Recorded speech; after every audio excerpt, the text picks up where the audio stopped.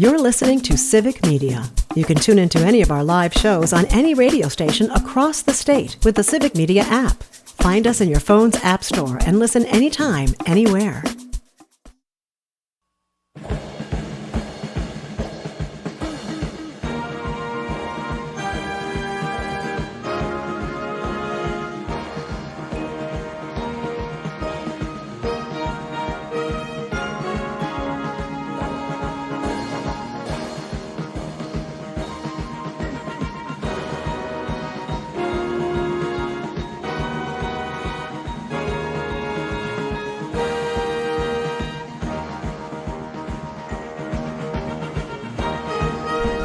And good evening, and welcome to another edition of the Big High School Sports Show on 98.9 WXCO, online at WXCO.FM, mobile devices, and Alexa by searching WXCO and on the Civic Media app. The show is brought to you by K5 Construction. Again, K5 Construction, our name sponsor for this season, K5 Construction. I gotta get my information out here first.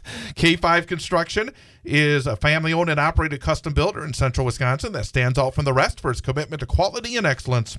From design and planning to final construction, K5 Construction delivers superior results on every project. With former Newman Catholic High School boys basketball coach Jeff Gress, I'm Chad Holmes. Coming up here on our penultimate episode of the season. Yep, we're down to our final two before we shut things down until August. Coming up in about half an hour, maybe a little less than half an hour, we'll be joined by Merrill boys basketball coach Troy Pieper, because he was so excited after last season going up against you and talking about the state boys basketball tournament, breaking things down. Wanted to do it again, so he's coming on. We'll talk about his team and its season. I wonder how I'm curious to hear about what he thinks. He almost beat Wausau East, and now East is down at the state tournament. So we'll talk to Troy Pieper coming up at about 6:30. But first of all, we're changing things up a little bit because we're very happy to welcome in our student-athlete guest for this week from Wausau West High School, Claire Calbus. And Claire, thank you for popping on over again. Yeah, absolutely. Thank you for having me. I got to ask you, is practice still on tonight? No, unfortunately, it's not. But the reason we're having Claire on at 6:06 to start things off is because softball is underway. Softball practice started this weekend. The Wausau West softball team was scheduled before all the snow came in to practice tonight, but still glad you could make it on over. There's a lot to talk about because, number one, you play a lot of sports. I mean, volleyball, hockey, softball. Let's start with the softball here because you're starting off a new season as a senior, as somebody that's been on the varsity since a freshman, knowing what's in the future, heading to Wisconsin. How exciting of a time is this going into your final softball season? It's so exciting to especially play with the seniors who we've grown up with, and especially like some of my closest teammates who not only do I play with West for, but also travel ball too, knowing that it's our last season and we have a lot to give. I mean, we have 8 seniors right now, and that's pretty close to a whole field. We're one of the most older groups that we have, and we're experienced, and we can all put it out on the field for our last season, and we have a lot to give and a lot to show, and I'm excited because all of our girls are eager and we want it, and we're coming in sitting in the middle of the conference about right now, and I'm just excited because we have and we've been working, and we will continue to work to show what Wausau West softball is about. How do you deal with the range of emotions with the weather? One of the things I always like, our softball coaches at the school I work at were just ecstatic to go outside the other day. They're like, yeah, we won't be in the gym that long. We're going outside. And now, today and maybe the next day, there's not going to be those outside opportunities. So how does that emotion ever toy with you? Because the weather gets nice, you get excited, you get to go outside, and it really feels like it's supposed to be springtime for sports, and then all of a sudden you get what we're looking out the window here at with the winter weather. Is that hard to combat, or do you just take it in stride and hit the drills you got to do, whether it's inside or outside? We hit the drills as we can, but to think that yesterday you could have been outside practicing in a t-shirt and everything, you have your practice plan, it's all set and you can run through it, and now today we go to not even having practice. But we have a good open gym where we can you can get your fly balls pretty much in there, and we can still go through the drills and the just working through fundamentals. So this first week has been pretty heavy on fundamentals and getting back into the game. So we're working on, honestly, for hitting tee work, a lot of tee work, and just getting some front toss, getting girls back into like the swing of things, but also on the defensive side of it, working through mechanics with our fielding, which as it is only the first week, it's easier to be in the gym. But as we get like farther in the season, where you need that live at bats and you need where the outfield can get their full range of motion and really work on tracking the balls down and everything, it's going to be a lot harder with the weather, especially with it having to be snow one day and then you have to wait for the field to drain and dry all up, because we do have a grass outfield, which it gets muddy. It gets really muddy and really holy. So to have that's going to be harder towards the middle of the season. But for now, it's working out pretty good. You mentioned that you have experience on this team, and obviously it's been a building process, because you said it. You started with some of these girls as young players, freshmen and sophomores, and then juniors, and now a lot of seniors. Could you talk a little bit about some of the girls that you are leaning on this season for Wausau West to try to take that step? Because I think we've seen steps, but now time is running out. You want to probably make some significant steps. Who are some of the leaders besides yourself on this team that we'll see starting in early April? Yeah, so you have our center fielder, which will be Taylor Liebout, who is also playing Division I softball. She'll be playing at Illinois State, and she is just a phenomenal outfielder. Really talks in the outfield, and she leads them. She leads by example, and as a person as well, she leads the team very, very well. And especially as seniors, you can tell that that the underclassmen look up to her, but also in the outfield, knowing that she has that experience and she has the high-level IQ in the outfield, that the girls do lean on her. And then we have Addie Heil behind the plate. She's been our catcher for 3 years now, and she does a phenomenal job as well, leading the field and working with our pitchers. And then in the infield, our second baseman, Peyton Kelmis, she has also been at second and has been phenomenal there as well, just running the middle infield smooth and helping with the infield and the pitchers as well in direction with the outfield. We have a good middle of the field way of leading, and those are just some. I mean, all of our seniors are incredible, and they are key players in making our team successful and the success we will have in the future. But those are just a few that comes right up to mind. How about looking at the conference too, now that you've been around it long enough and been in it, and you see all these teams and you kind of have an idea of who's up and coming and who's maybe losing some to graduation and who will be strong. What do you think of the conference this year? Is it a stronger conference? Are there teams you're looking forward to playing? Are there teams that you know are going to be a battle? Your kind of, I guess, analysis of where the conference stands and who you got to go against. Mm-hmm. I'm really looking forward to playing Everest this year. Of course, we have friends on Everest, and all of the girls. We have our relationships, we have our friendships. So when we get on the field, we compete. But you look at like Addie Cluck hitting off of her this year. We've seen her for 4 years now. Then we've got an idea of what we're going to see when we get up to the plate, and working with the pitches she throws. And now we're more educated and we understand what that's going to look like to help put us ahead in prep for that game. And also, like, they have a strong offense. Their whole lineup hits. So knowing like that as well, our pitchers, what we're going to pitch, throwing type things like that, and where our field needs to be, and like really like strengthening our defense, especially when we face them, which that's one of, I know, not only mine, but a lot of the seniors' favorite game to play, because it is so intense and it's there. The other one that comes to mind is Spash. Absolutely, they are incredible. Incredible coach, incredible team, and they're always strong. No matter what, you always know that Spash is someone who you need to compete with. And last year we had it really close up until the 6th inning, and unfortunately things did kind of take a downhill, but we were right there. So I know that a lot of our seniors do also know that is in reach, and it's the pushing a little more, and in practice, those little things and the intent that we put through and being mindful about like when you're doing your everydays, really doing with purpose, that's going to put us ahead and it's going to get us those games. So I have a really high hope that maybe being second in conference this year. I mean, Everest has again, a phenomenal program, and they do lead pretty consistently. But I know we can make it close and that we can push. Again, we're talking to Claire Kalmus from Wausau West here on the Big High School Sports Show. I want to kind of go into the game a little bit because you mentioned Addie Cluck. And obviously she has been just phenomenal in the circle. And in softball, whether it's at the high school level and at the college level, which we'll talk about, having that pitcher that can be dominant is such a big factor.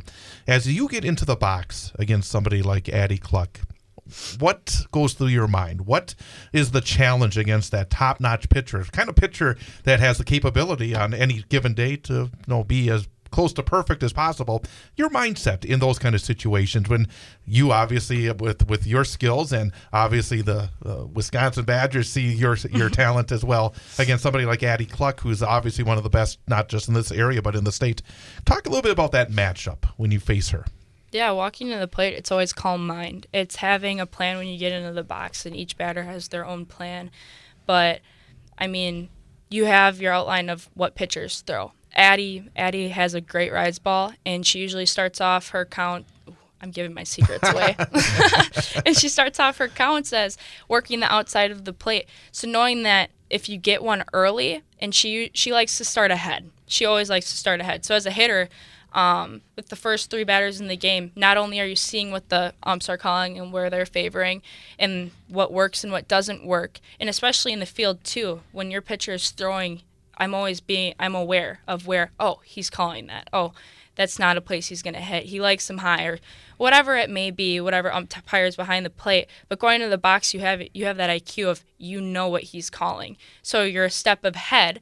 And then also knowing the pitches that the pitcher is going to throw. So it's just laying off the rise. And starting early in the count, I know she's going to want to get ahead on me, so right when I get in the box, when I get that outside pitch, I'm going for it. Just drive it to right field, find right center gap, and just then run the bases. But when things don't exactly go the way that you can, it's always protect, and just staying short to the ball. But the biggest key to hitting is mental, and I know I can do it. I know that when I get in the box, the amount of work and the amount of time that I've put in is going to pay off because I've spent hours on the tee. I put my time in and I hit front toss, and all of these things that I've done to train for, I can trust myself in the box, and I know that I'll get it done. So the way you just described all that was impressive, because I know when I played, and when I played softball, I'm out there to just make sure I can make the play, see it. I'm not thinking about. So your description and your insight into what you're looking for, I thought was a cool way you described it all. How much preparation and thinking how important is that mentality to the game? I mean, and how do you keep stretching it? Because you know what I mean. You're watching in the game, you want to keep getting yourself farther. You're playing at the college level.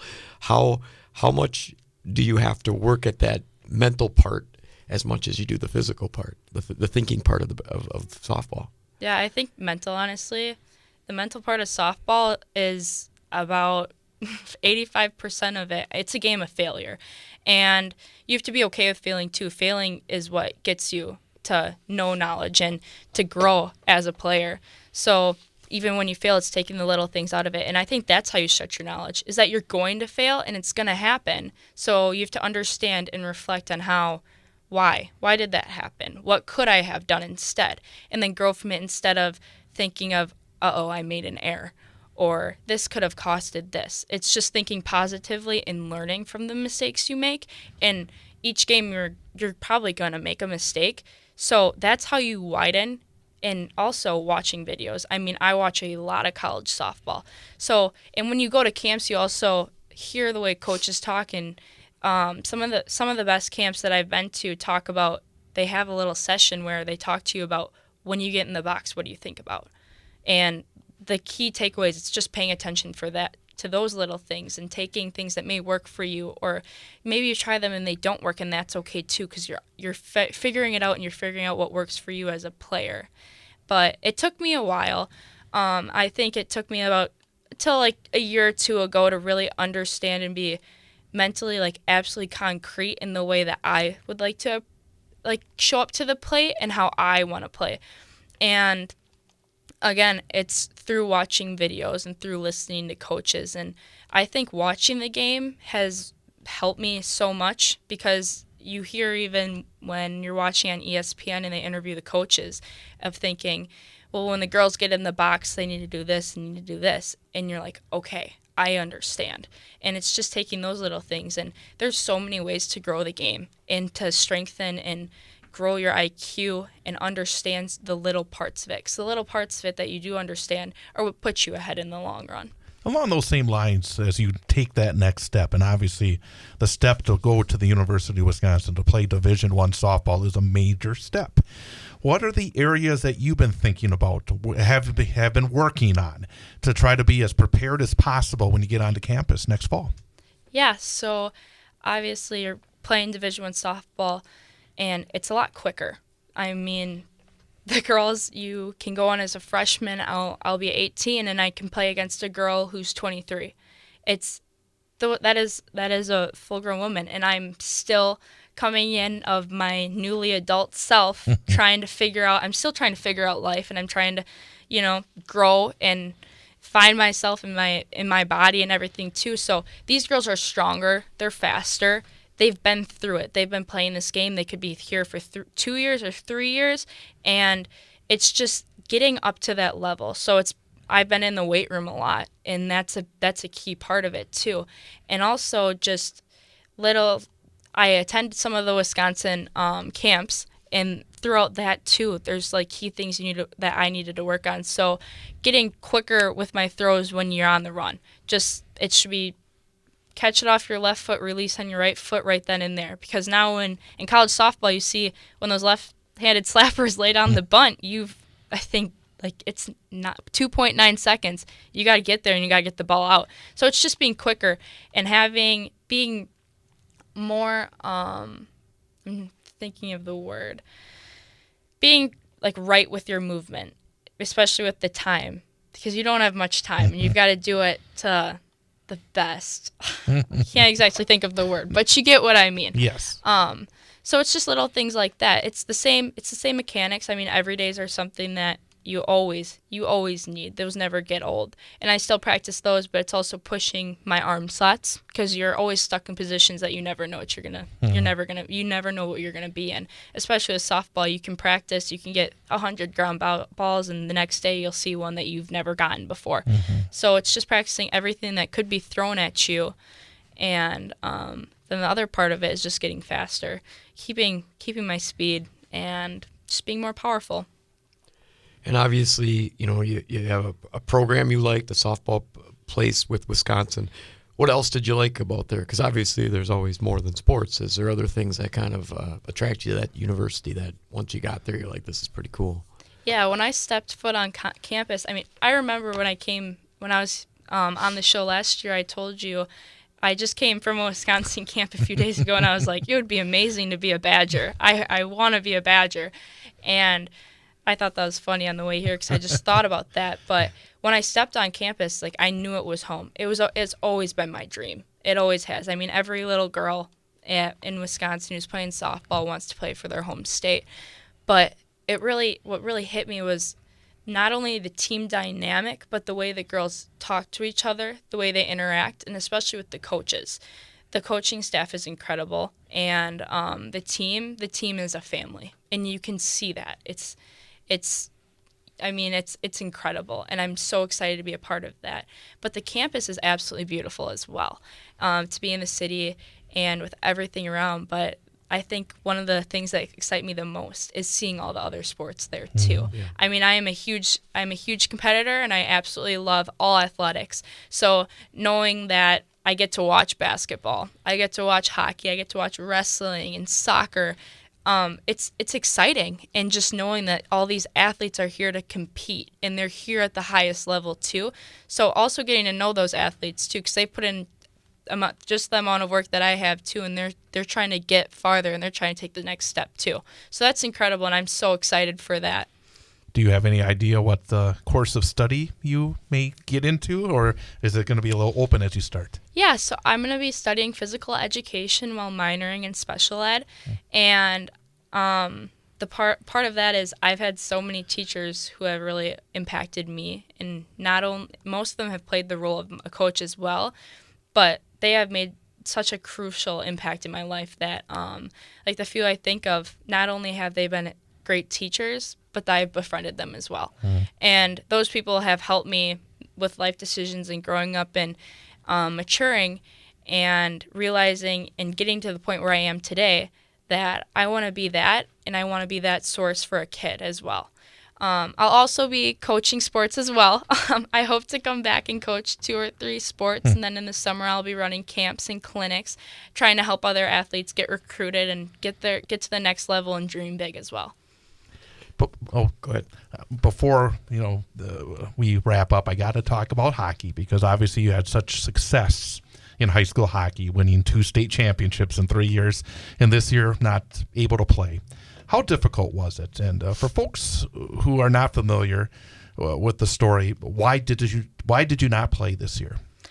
I was not cleared to play, unfortunately. So throughout my hockey career, I've had a few concussions, and in the state championship game, I was hit again, and I did have another concussion that has left me with cognitive issues, where I have seen many doctors, and when I say many, I mean 5 or 6, and we kept on going to them to hope that one at least said, yes, you can play, and it never happened. So I wasn't cleared to play, and that was extremely hard for me. I mean, I love hockey, I love to compete, and the success that I've had in it too. I was eager for more. I wanted another state championship, and I wanted another year. I wanted to finish with my girls, but they have been so amazing. And for the seniors, like 2 state championships and a runner-up is incredible. They should be so incredibly proud of themselves. And the freshman goalies have to be a freshman and to make it to state and to have that opportunity as well is incredible. And you can see how much they've been working and how much it's paid off. And they have a bright future ahead of them. You said earlier that you're a great competitor. Was that the hardest part, not being able to compete over the last number of months? Yeah, especially always having a sport. I've never really been out of season. So not having something to go to from 3 to 6 it's difficult. I mean, I've spent my time in the gym and working with softball, but it's still different. It's still not being on the ice, on the court, or the field, having that compete aspect of it. And just like against other players too, it's just something I miss. I don't think there's a way to describe it, but it's a feeling that you only get from competing and from playing sports against other people and having people around you like push you, and to ultimately compete for the state championship. That's something that always pushed me, and I was always, it was more always to be to push to be the best I can. And it was hard not to have that. I missed hockey so much. I couldn't explain it. But again, I'm really proud of them, and they have a great future ahead of them. On the more positive note, because it's always tough to be hurt, not get to do what you want, especially in your senior year.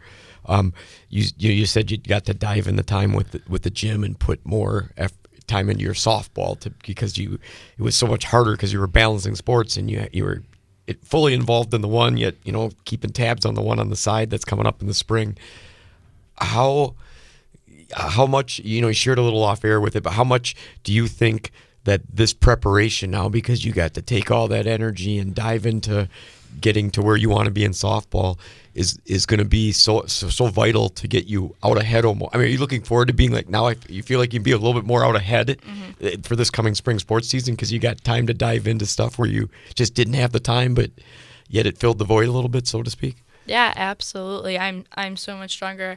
And when you lift in season, it looks different than out of season. So I built so much strength and so much power that going into season now, I'll still lift. I'll get my work in, but I'm maintaining that strength, and I'm keeping my body where I've gotten it to. So I know, like, within myself, I have a lot more faith in the power I can put front and the strength I have. Like, even hitting, I've seen such a difference. When I hit now, I mean, my exit velo it's raised. It has.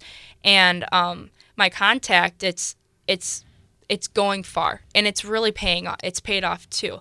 And it's happy to hear that. It's happy to see that too, because it's been so hard. And I know instead of being at a sport, I've now fueled all my time into the gym, and to see that and feel it pay off too has made it a lot easier. Not having hockey, but I have a whole new confidence, and I feel like I'm going to a season where I know I'm ready right now to compete, and I'm at my max. I'm right there. I'm climbing up to it. It's right ahead of me.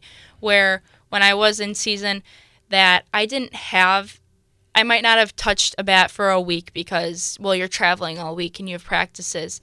Where now I've been hitting, I've been active, I've been doing all of my things where I'm already prepped and I'm ready to go. So I can go into season at my full potential, and I'm ready to compete, and I'm ready to win. When's the last game that you were in? A real game. Was it volleyball? Or have you got anything? Yeah, it was volleyball. So it's been a while. Volleyball. So how much are you looking forward to that first game of the softball season? I am so excited, especially like senior year first game, and I'm excited for people to see what West's about in the work we're putting in. Mm. I mean, I see the girls who've been showing up and working so hard, and I don't want to say we're the underdogs because we've always been the middle of the pack, but I feel like we're often overlooked, and I'm excited because I can see the team and the grit and the want from especially like all the seniors that we're ready and we want it. But to be back on the field, I miss softball so much. I walk around every day thinking, wow, I really miss softball, and just to play again, it'll make my heart full. Anything else? Yeah, well, that's why for the one I like, and then you can end with the other one. I'm pretty sure I know the answer because it's just what you shared. But you're a multi-sport athlete. You can just tell by the way you describe it what it's meant to you and how big a deal is it. So fast forward a couple months here, and you're into graduation, and school's done, which high school sports is done, and you're on to the next journey. What do you miss the most about your high school sports career once it's all said and done? There's a lot. The people, but then like the way we push each other. And I know that when I get to college, that's going to be there. It's going to be a whole new level. But I think it's the girls. It's like the bus rides. The bus rides home after. I remember like even after we won state, my junior year, the bus ride home was incredible. It's something I will never forget. And it's like little time like that at the moment you think that, oh, I've got next Thursday to ride the bus home, or, well, we're gonna go here, so it's all right. But when you get off the bus for the last time too, it's like, wow, look at all that just happened. And of course, playing the sport, you always remember, oh, I made that diving play, and like I've won 2 state championships. But the little things and the people that you're around, that's what you really look back to the experiences on. And I'll forever be grateful for the memories that we've made. And I guess finally, and I'm going to ask, before I ask the question, how many letters have you won? Do you know off the top of your head? I think 8. Based on all the experience you've had, and obviously you got a little bit more to come here in the spring, and for somebody just coming into the program, based on everything you've gone through. I mean, obviously you've had great success. You've had to battle injury. You've gone through the recruiting process, experienced a lot. What piece of advice for an incoming freshman would you give based on your experiences? Your actions show through your work. So when I think about it, coming into freshman year, I mean, you look around and you're like, wow, these girls are good. They're older and they've been through it all. But work hard. Really, really work hard. Put your head down, work hard. Do the things that the other people aren't doing. So go to the gym. Get extra reps in after practice, because while that's going to make you so much better, but that's what's going to put you ahead. And that's how you get places. And it's also the person you are. The biggest part about athletics, it doesn't matter how hard you can throw a ball or how hard you can hit. It's the person and the human being you are. I mean, for those who are trying to get recruited, every coach is going to tell you that they want a good human. They want someone who they can call their friend and they can depend on too. That's what your teammates want. And the coaches want someone who they know who's a respectful and a responsible kid. And that'll be a good fit in their program. And the key to being that kid is to being a good human. Make the right choices, even when everyone else around you isn't. Always be the one who makes the right choices and sticks to what you stand for. And that's something that, especially now in today's age, is pretty hard to do. But that's for us people who are playing athletics in college and are going on and who have been through the recruitment process. That's what really made you stand out to a coach. Yes, if a coach looks at you, they know that you have the athletic ability. They already know it. They're going to look at the person you are. And every coach wants a good human. So it's always to be a good person no matter what. Claire Kalmus, Wausau West High School. Looking forward to seeing you on the diamond here very, very soon. Congrats on all the success, and really appreciate your time. Yeah, thank you. Thank you for having me.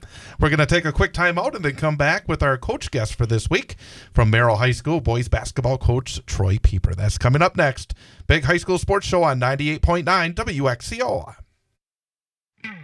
Champions are crowned at the WIAA Girls Basketball State Tournament over the weekend. I'm Travis Wilson, and this is a WisSports.net Minute brought to you by Just a Game Fieldhouse in Wisconsin Dells. More high school sports news after this.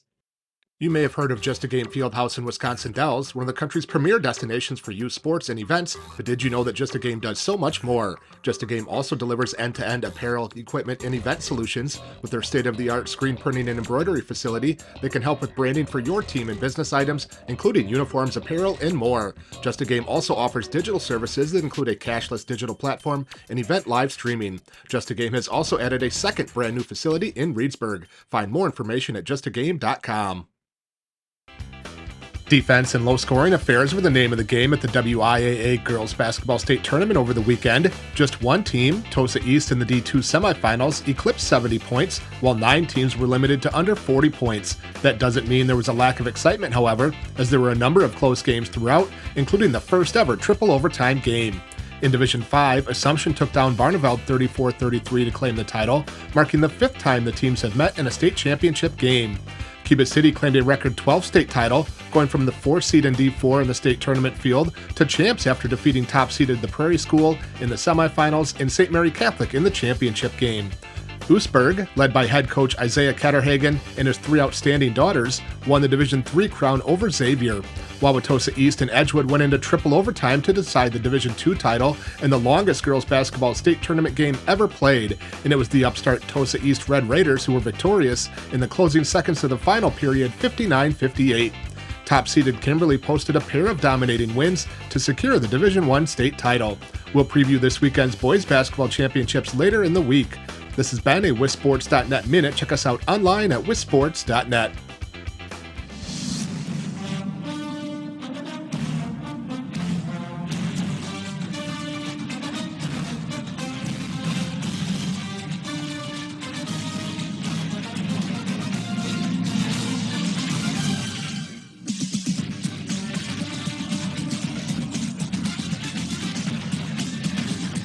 And welcome back.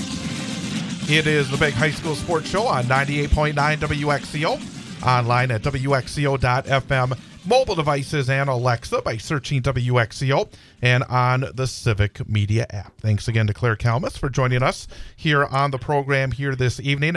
And now time for our coach guest for this week from Merrill High School, head boys basketball coach of the Blue Jays, Troy Pieper. And Coach, glad to have you back on. Yeah, thanks for having me.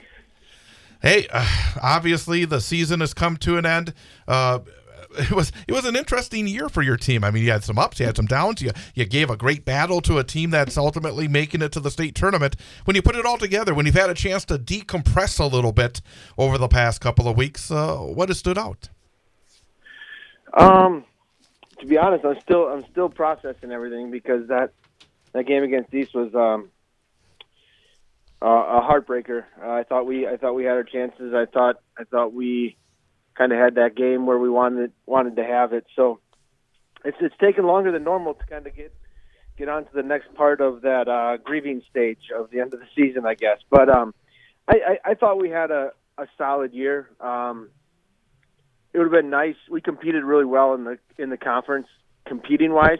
They didn't result in wins always, but I thought we really held our own against some really good opponents all year, and clearly, the Valley, like we've been saying all year, is no joke. You know, sending 2 teams to the state tournament is pretty impressive, and 2 teams that we battled with. The first time Marshfield handed it to us pretty good. The second time we were leading Marshfield at halftime. East at our place. The second go round of the conference schedule. I think we were down 2, kind of had the lead. It was back and forth pretty much the whole game. Had a chance a little bit down the stretch. Had a couple turnovers that cost us, and then in the playoff game, same kind of situation where we had the ball, the chance to tie or win the game, and it just didn't go our way. And then you kind of see how things played out after that with the teams that East played, and 2 of them, how they handled them. It really makes you wonder what could have been and what if. But that's the joys and the lows of sports. You get really excited, and for East and Marshfield, their communities and their schools are at an ultimate high right now. And teams that lose by 2 points are still trying to get over it still, and that's kind of where we are. But in all, I thought we really competed. I'm proud of the effort all year. I knew we would compete with East. Again, we can talk about the computer seedings all we want. I thought we could have been a little bit higher. I think the games kind of played that way. I don't know if East was really excited to play us, their first playoff game of the year, but it was what it was. It was a heck of a game. It was a great environment, and just an overall good game.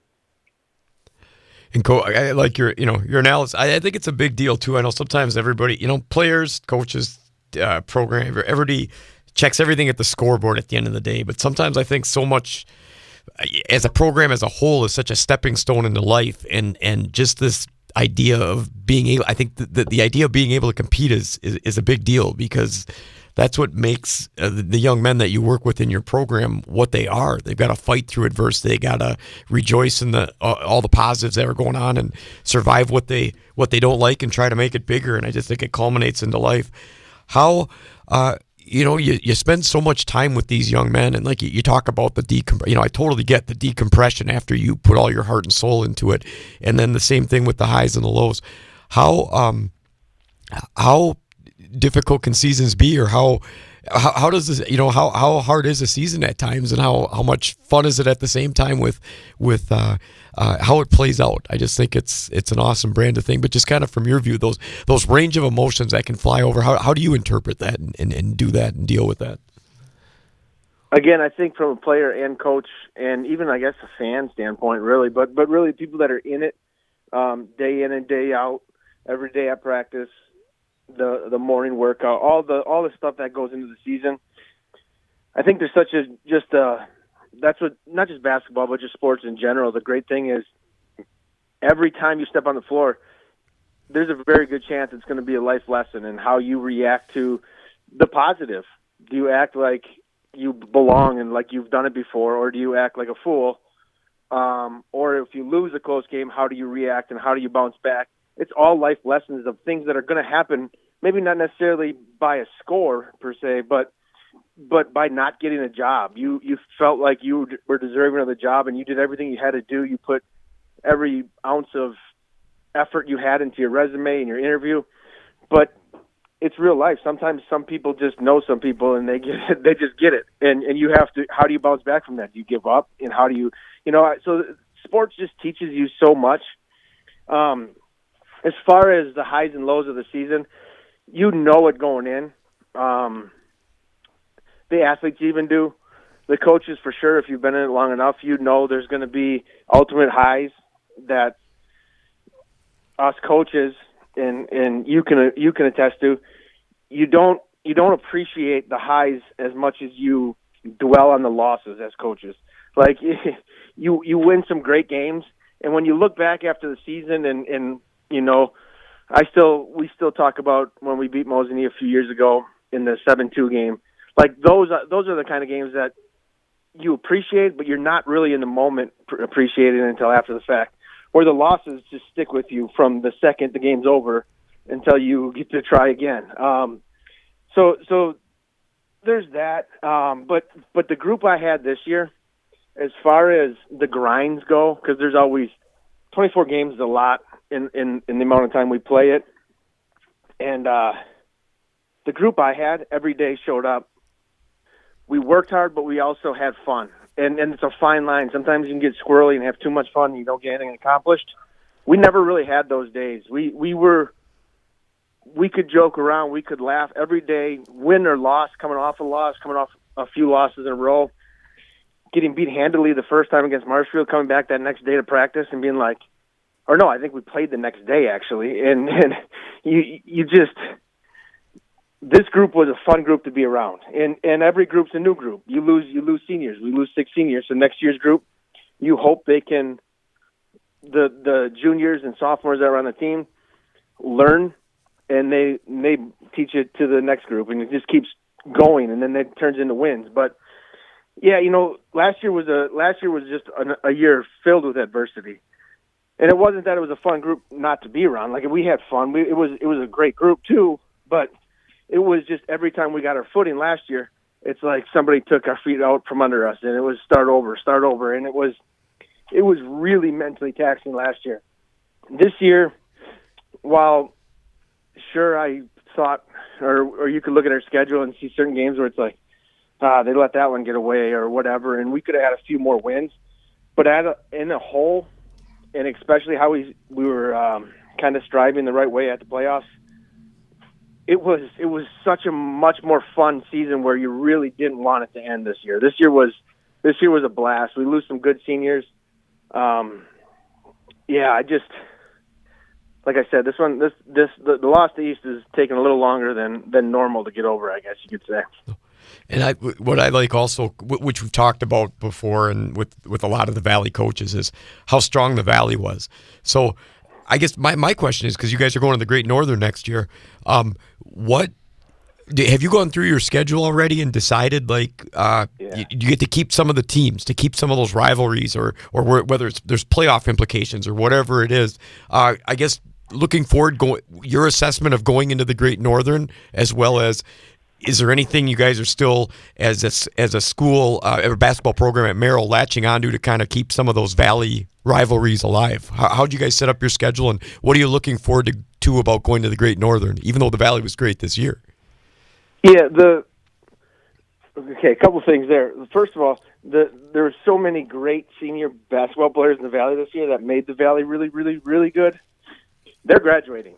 So the Valley, not that they're ever going to really take a full step back or down, but I think the conference is coming back to reality a little bit next year, where the GNC was loaded with underclassmen. So we're going into what we're leaving this year, kind of. I think the GNC is going to be really good. A lot of really good juniors that are going to be seniors next year in the GNC. I already started going through all the film I have of them and starting to write down rosters and stuff and getting familiar with names and stuff. So I'm ready for summer and next year ahead of time. But that was more my therapy to get over the East loss too, is just to move on to GNC teams. But as far as our schedule, I've always said this when we were in the Valley definitely gets us ready for the playoffs if we get through the Valley healthy.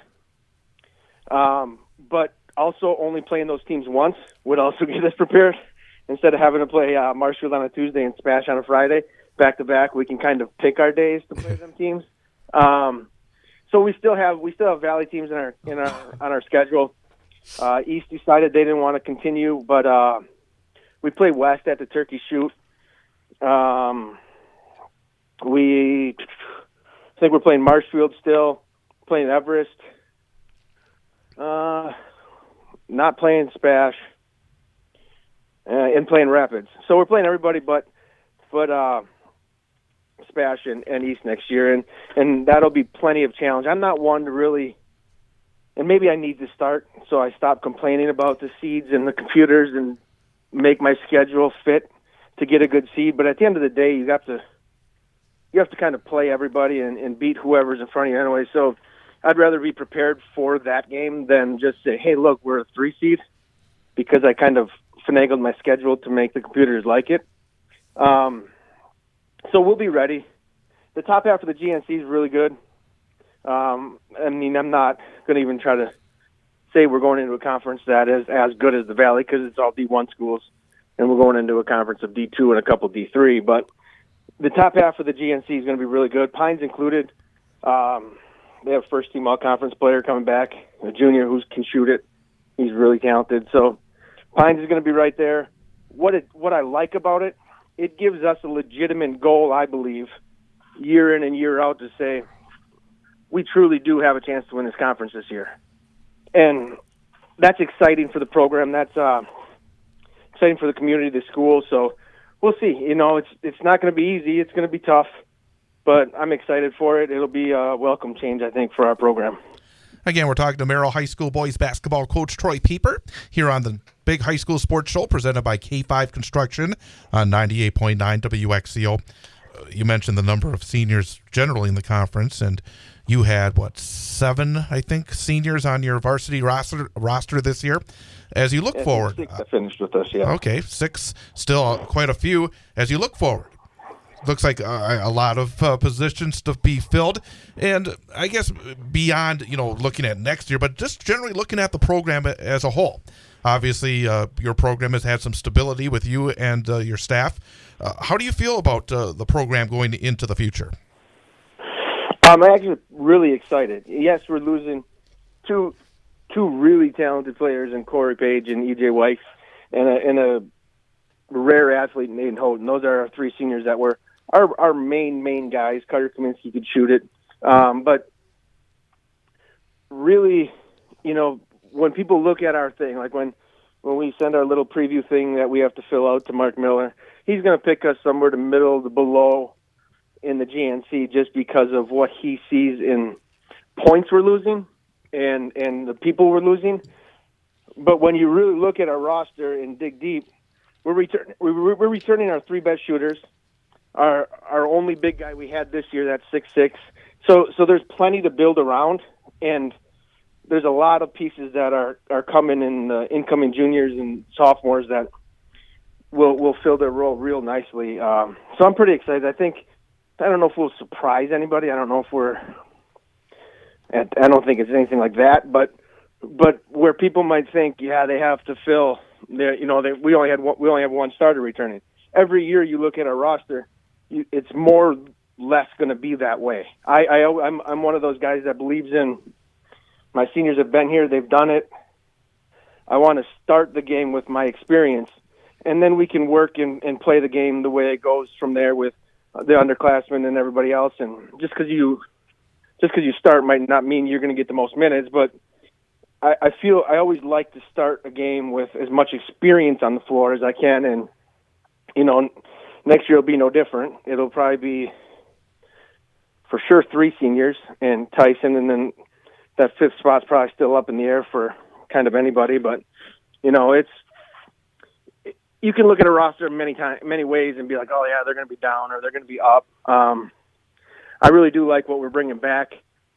I think we have guys that are coming back that, if we didn't have 2 such really good ball players that were seniors this year, probably people would be like, oh my gosh, he's coming back and he's coming back and he's coming back, because they would have had more shots. They played their role this year. Now next year they step into a bigger role, and they learn that role and that leadership this summer. And that's kind of the pattern we like.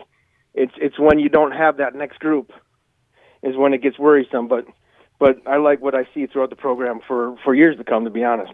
By the way, Mark Miller is going to be tuned in, and he's going to have all this information. He's going to use it as part of the yearbook next year, and he's going to have Merrill right at the top of the Great Northern Conference when that book comes out, when we get it in November. I can tell you his predictions already, but I don't care about predictions. It's about how the season ends.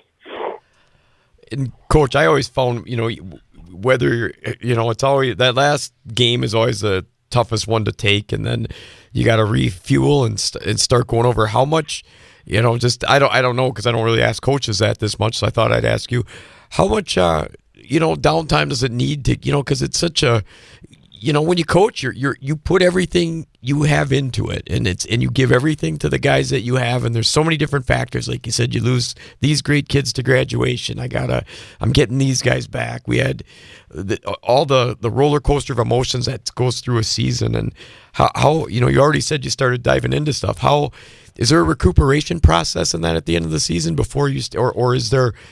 People say it's 12 months. There's no downtime, and you just you get a couple days and you just dive right back into it, starting to plan the next stage of what you need for your program to be successful. How does that work for you after the season's done typically? I think every coach is probably a lot different in how they process and handle things. How the season goes. I like to reflect first on myself, evaluate myself on things I need to improve on and where I can improve as a coach. And then as a team as a whole, are we running the right stuff? Did we, things like that I'll reflect on. And then this year, it's been about, I don't know, was it 2 weeks now? 2 weeks of what ifs, and oh my gosh, can you imagine going through your head of playing that game back and watching it is even as painful as thinking about it. But yeah, now I coach baseball too, so I kind of give myself get our awards voting out there for the banquet, get our banquet date and stuff set up. I get anything that we need ordered for the I'm 100% still in basketball mode. I'm never really out of basketball mode, but I'm 100% keeping my mind busy more or less than thinking of the what ifs, trying to not think about that stuff.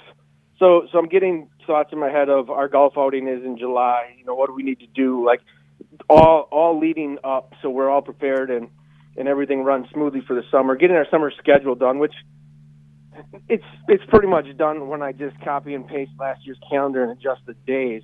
It doesn't change too much really from that, but this year it is a little bit because Mark Miller didn't really adjust his dates with sports all falling back a week, so we couldn't be in the Marshfield tournament that we're normally in to start the summer, stuff like that. But get that situated. Once I have that all situated, then this year it was kind of up until now still thinking about that East game and trying to get over it more or less, learn from it, but also try to get over it, move on. And that's where I don't normally dig into next year's rosters of the other teams and stuff, but changing conferences, I thought, get re-familiar. I know most of the key players and I know all the coaches, but just guys that might slip under the radar that shoot a good percentage that, next year might be asked to shoot double the amount of shots they have and stuff. Just to kind of get digging a little bit into that. So I'm not too surprised when we start playing them. And again, that was more just the busy work to keep my mind busy. I don't really help with baseball this week when they can do the pitchers and catchers. Coach Schultz lets me stay away yet until after the state tournament. And then Monday comes in and we start baseball practice, and then my focus goes to baseball through spring, and then back summer, and then it's basketball, and football comes, and it's football mixed in with making sure I'm prepared and ready for basketball, and then the season's here. It'll be here before we know it. I just needed to get here really fast. We have our top of the hour news break coming up, and I know that we haven't even touched on the state tournament. Anything else? Are you okay to stick around after? Yes. Okay, because give you the winners for this. There you go. So we'll be coming back. You're listening to Civic Media. Stay up to date on the latest news and information for your local community and Wisconsin by signing up for our free email newsletter. Visit civicmedia.us/email to get started.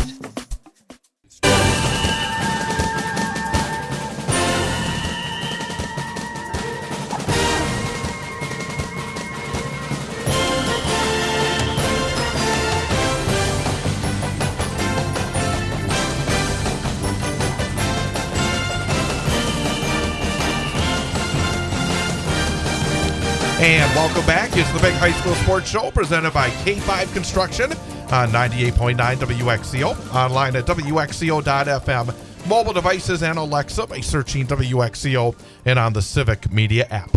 K5 Construction is a family-owned and operated custom builder in central Wisconsin that stands out from the rest for its commitment to quality and excellence. From design and planning to final construction, K5 Construction delivers superior results on every project. Across the way from former Newman Catholic High School boys basketball coach Jeff Gress, I am Chad Holmes. We are down to our final show and a half. One half of this show left to go, and then next week we will put it all together and really kind of big umbrella show where we're going to talk about a lot. Jeff will be here. BJ Brandt will be here talking about the hockey season, and we will, who knows who else we may have. But next week will be the final show of the season. And we are still with Merrill High School boys basketball coach Troy Pieper. Coach, before we get into the state tournament and everything else, I wanted to ask you, because I'm not surprised to hear you talk about the time it takes to get over a tough loss, especially to end the year. And even here, listening to you, that it sticks with you. Does it get easier over the years? Does it get harder over the years? Because I just find it, because I know in talking to Jeff and other coaches, I mean, the emotional toll that sometimes the games themselves take, I think people really don't understand. Do you find, as you've done it for more years, that it does get in any way easier, or does it actually get harder the more work that you put into it? That's a good question. I don't think it gets easier. I think if it got easier, or if I didn't feel it like I feel it, I think that would be my sign, or my hint to move on and let somebody else take over the program, because that to me just would for whatever reason in my mind say that I'm not quite as invested if it's not, I don't want to say affecting me, but if it doesn't stick with me, if I don't have that same feeling every year, and it's pretty similar every year, the same feeling, like it's more the, there's stages of it. You start with the losing your seniors, like depression stage. I mean, I don't want to use depression as like that kind of like a whatever word, but I mean, like that is kind of the feeling. Like, you don't get to coach these guys anymore. You've watched them. This was my fifth year now back in Merrill. So for like the last 5 years before they were in high school, I've seen these kids grow into the men they are now, and now I don't get to coach them anymore. Like, and every year, the first meeting we have, and the first meeting I already had with my next year's seniors, the first thing I say to them is, you don't understand how fast from now until next year's banquet or next year's graduation is going to go. Like, it's going to fly by, whether you believe me or not, and they never do, because kids know everything. But in a blink of an eye, it's over, and then they're like, oh, I wish I would have, or I wish I could have done, this or that. And you try, every year I try to get across to them how fast this is going to go. And every year, I don't think it's going to go that fast. And I trying to prepare myself so I enjoy the little things, like our bowling tournament we have it with the team, and the holiday tournaments. I guess that as getting older and being 9 years or 10 years of varsity coaching, that's probably what I've learned to learn the most outside of like in game and stuff like that, where I'm always trying to learn. But just the appreciation of, yes, it's a win or loss. Who has the most points? It's a game. It's a competitive game, and you want that to hurt. You want them to hurt. They're never going to hate a loss as much as I hate a loss, or it's not going to stick with them as long as it sticks with me. And I get that, but I think I've learned to appreciate those moments, like the bowling tournament, the pizza parties, the holiday tournaments. Those things, those are the memories that, yes, the really big important wins and the crazy overtime wins and almost beating East the 1 seed. All those things are memories that they'll talk about 20, 25 years from now. But it's also those holiday tournaments where they did nothing but goof off in a hotel or whatever. I mean, I've learned to appreciate that stuff more instead of just being like, okay, I'm going in my room and I'm watching film and I'm getting ready for tomorrow's holiday tournament game and nothing else matters. I've learned to kind of, I'm not saying I'm great at this yet, but enjoy the company outside of me telling them how we're going to do things or, the basketball part of it. So, but as far as it hurting and getting used to it or getting easier, no, because ultimately, us coaches think there's going to be a way that we're going to get to the state tournament, we're going to win. Otherwise, we won't be doing this. And you don't really realize that only 4 teams in our division get the opportunity to play this weekend, and it's very difficult just to get there, much less win it. But you don't even let that sink in until your season's over, and then you're like, oh, I have a question for you guys, though. Okay. Go ahead. Yeah, go ahead. I'm scared now. Okay. So no, it's something I've seen. I think an Appleton newspaper wrote this or something. It was about the Marshfield game on Saturday. Did you guys see this at all about how bad a shot clock's needed because this team from North Central Wisconsin took advantage of it to advance the state? It was this whole article that was completely wrong, and these people clearly didn't watch the full game. Did you guys see this? I did not. Did not see the article, but know what you're talking about. Okay, well, here's this is what drives me nuts, and I'm a guy that I think the shot clock would help certain things in the game. I really do believe that. I think it would make games actually go quicker in the sense of I don't have to start following with 3 minutes to go or 2 minutes to go. Mm-hmm. There's things like that come in that are going to help the game, but this is not a circumstance of standing on your podium and wanting to have the shot clock. If there was a shot clock in that game, Marshfield probably wins by 50. I'm not trying to be mean to the other team, but that is the truth. Marshfield was just Coach Fisher's not like that, and they just played for layups. They didn't stand at half court. They moved the basketball, they played offense, and they waited until they got layups. And they're that good that they can do that and hold the ball and pass the ball and run offense for a minute and a half and then get a layup. The ultimate killer. It wasn't. Oh, the article just drove me nuts. Just wanted to know if you guys seen it because that's the stuff that drives me nuts. No, that person has no clue what they're talking about. Exactly. I thought about the shot clock watching one of the girls' games over the weekend. There was a game. I think it was maybe in the game that went triple overtime, but at the end of regulation, there was like 90 seconds to go, and they decided to settle for one shot. And that's the time that it's like, oh. You don't want it to be a tie game, and then all of a sudden you just milk it for 90 seconds and do it in that way. That's a girls' game. There was a game too where I think it was a girls' game actually. Oh, it was the state tournament, the overtime. Like the first or second overtime, they held it for like almost the entire overtime. Yeah. Well, I get you don't want to not score, let them score, but somebody has to score, otherwise we're going to be here all night. Right. We have to try to score at some point. No, you're exactly. That's a good point of where shot clock would help the game, and in fact, it would help. In fact, I'm old enough to remember back before the first time that college basketball went to the shot clock, because there was not a shot clock in college basketball until I think like the early 80s.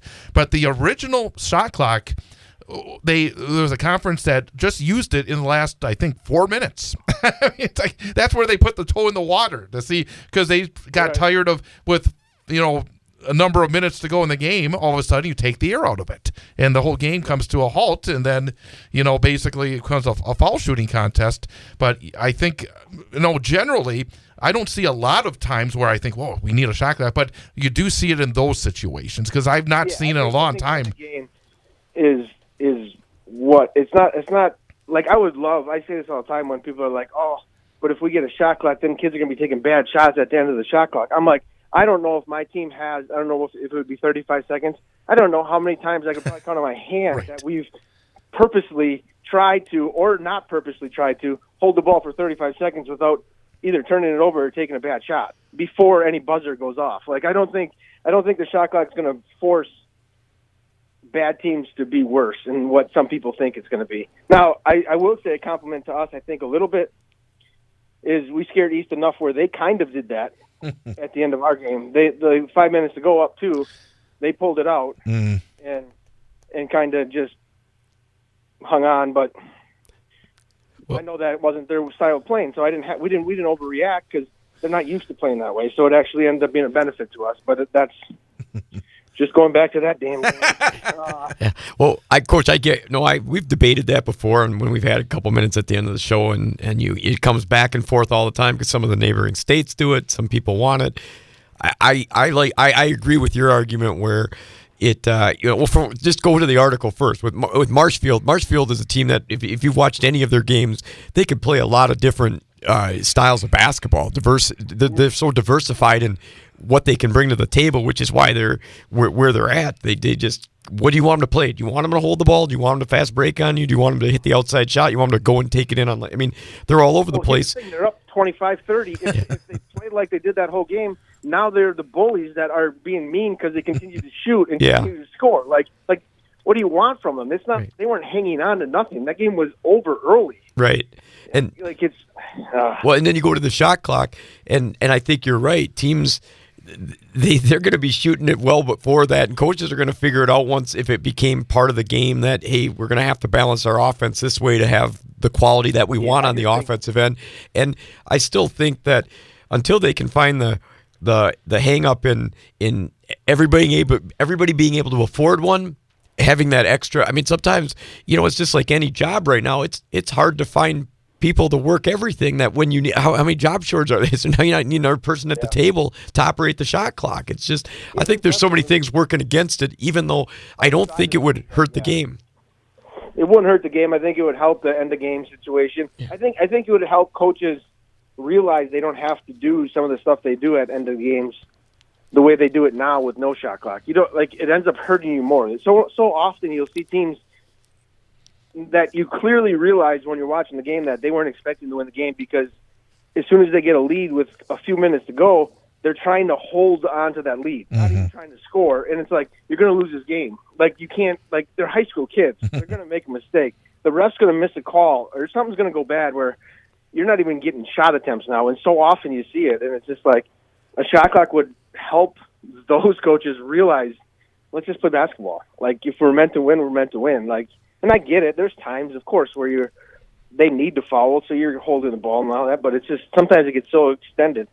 But that Marshfield game was not that. No. I just was wondering if you guys seen it. It drove me nuts when I read it. I'm gonna have to look for that article, because that was definitely not a factor on why Marshfield won that basketball game. No way, no. It would have been worse. That's the thing. If Yeah. it was a shot clock, that game would have been much, much worse. Hey, let's jump in. Let's start talking about what we're going to see starting tomorrow down in Madison at the Kohl Center, the 2025 WIAA State Boys Basketball Tournament, and see whether you guys – and actually, I went back and I listened to a little bit of last year when you were on here predicting. And I did very well. I can't even remember. Hey, now hold on. Before we start this, Chad, are you in on this? Are you going to make your prediction too? Or are you going to? Oh, come on! I'm going to keep track here. All right. And then we'll talk about it next week. All right. I'll write it all down as you guys predict and I predict. I'm not the expert. Keep track, so you can go back next week and be like, look at Bieber got all of these wrong. Yeah. I'm willing to go out on a limb and actually make the prediction. That's fine. I get it. I noticed though last year, Coach, that you had your heart in the right place for certain teams. I appreciate that, because that's the way I normally am as well. So, but this year a little bit. That's a lot of it. All right, if you know me, you can understand that little comment. But, all right, so Division I. Yep, Division I, game number 1, Friday at 6:35. Number 1 seed Wisconsin Lutheran 26-2. Number 4 seed Oshkosh North 19-9. Game number 2 follows number 2 seed Waunakee 23-5. Number 3 seed Marshfield 22-6. And just to set the state, I'm only writing down the winner that you pick. We're not doing we'll say which game maybe, but it's the winner at the end of the day is how we're going. Who could get closer? Wisconsin Lutheran playing Marshfield in the championship. And this is a little bit of heart, but I've had to deal with these guys for 4 years, and it's not fun to deal with. And I welcome any shot clock in that game. I'm taking Marshfield to win the state championship. Jeff, Division I this year. Jeff, what do you think? Well, I'm not as. No, you don't get to criticize my picks. No. I'm not. No. I'm saying I'm on the same boat with you. With I want to be the homer, the local guy, the Marshfield guy, but I'm gonna go.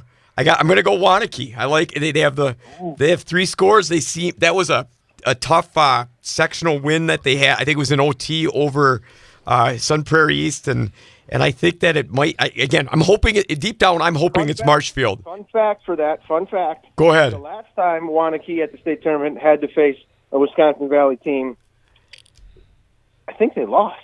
I believe they lost to a team with a mascot of the Blue Jays, with a guy named Paul Jesperson and Sam Arneson. So, just saying, they might not want to really deal with Wisconsin Valley Conference play, but we'll see. Gotcha. Okay, Chad? But so you're taking Waunakee to win it all? Win it all. Okay. I like Marshfield. I think they got a gear. I don't know why. I think that, and the thing that kind of jumps out, I mean, Landon Lee did not score in the sectional final. They seem to have guys that can just step up, you know, because he'll score 25 the next game. Or, I mean, it's fantastic. And Hinson has that gear. I mean, he's the best player to be out there, in my opinion. They can win in any style. Yes. Some days, you know. That's the thing that's dangerous for them. So I'm hoping I'm wrong. I want to be wrong. I just gotta. I'm gonna be different too than you guys. I'm gonna go with Marshfield there. So that's Division 1. Division 2 semifinals Friday starting at 1:35. Number 1 seed Racine Park 26-2. Number 4 seed Cedarburg, who is 20-8. Game number 2 seed Wauwatosa West 22-6. Number 3 seed Wausau East 20-7. Let's let Jeff start this one. All right. Well, I'm going to go with a little bit of research I did on Racine. Again, I want the home teams to win. I want East to win it all deep down, but I'm going to go with Racine Park. They got this Moss kid that's a pretty good stud in what he can score. They also, you know, that's a tough one because a lot of those sectional finals, not only did East, but also did Racine Park. They won by quite a few. Racine Park did outstanding in a tough conference, I thought. So I'm going with, they were 13-1 in their conference schedule, so I'm going Racine Park. And do you think East is going to get to the championship game? I hope so. I hope so. I want them to. Tosa West is a tough draw. They're a good team. So, but you know, it's I don't know. This is just my take on State going down there. It is, that first game is tough. It's who can get that adjustment faster to knock the ball in the basket. From what I see a lot, it's so, who can shoot the ball better, faster, with all the emotion, the adrenaline, all those emotional factors running high right away. So I hope they win. I don't think they have an easy draw in Tosa West, but I would like to see them in the championship. I'd like to see them win it all, but I'm going to pick Racine Park just because that's where I see the numbers going. I don't have the same hopes that Gress has for that side of town, but I think it's also going to be Racine Park, and I think it's going to be against Wauwatosa West. It's a good division. All 4 teams are good in this division, though. Really good. I mean, every team in the state is, but this is a tough draw for all 4, really. I think, to start off with, but I think Racine Park's just a better team. And I feel good because I was going to lead the coach. Coach has to get this one because this is the division you're in. So I feel good now that we made the same pick. That I pulled something out of my backside there. There was one team I wasn't picking regardless, so that's not very good research or knowing my division. That's just. I won't do it. So I'm going with what I think is the best team, and that's Racine Park. And I agree with that. And it's actually not a bad story. Racine Park is not a school that has appeared at state all that often over the years. In fact, the last time that they were in a state championship game was back 60 years or so. I mean, it's just been a very long goal, and I like seeing that. Racine Park, last time they were in the state tournament was 1960. 1960. We just jinxed them. Yeah. Jinxed them by all 3 picking them. But 1960, long time. I mean, not just in the final, but at state itself. So it's a really good story. I'm curious to see. I like it when you see some of these schools and I think East will be the same way. It adds an energy when we're watching the games. But I'm gonna go with Racine Park in D2 as well. So Division 3, game number 1, Freedom, 27-1, number 1 seed, taking on number 4 seeded Elk Mound, who is 24-4. Game number 2, Milwaukee Academy of Science, 23-1, against number 3 seed Lake Mills. Coach, what do you think? First of all, I get 27-1 or whatever their record is, really impressive. Milwaukee Academy of Science should be the 1 seed. I get 1 seeds don't really matter in a 4-team. You got to beat anybody. But Milwaukee Academy of Science, I think, is going to win this. I think Elk Mound's actually going to beat Freedom. There's my kind of, if you want to call it, upset pick at state tournament. I think Elk Mound against Milwaukee Academy of Science, and I think Milwaukee Academy of Science is going to win in a game that's probably going to be one of the championship games that aren't going to be real close or entertaining, I don't think.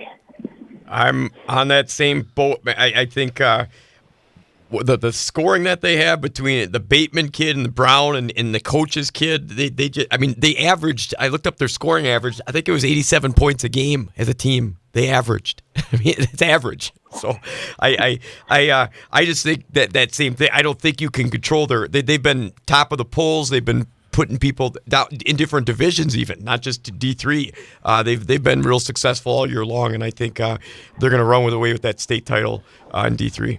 I agree with that as well. I saw a story from one of the Milwaukee stations online recently talking to the kids on the team and just hearing them talk, and I think they have a focus right now. They got the talent as well.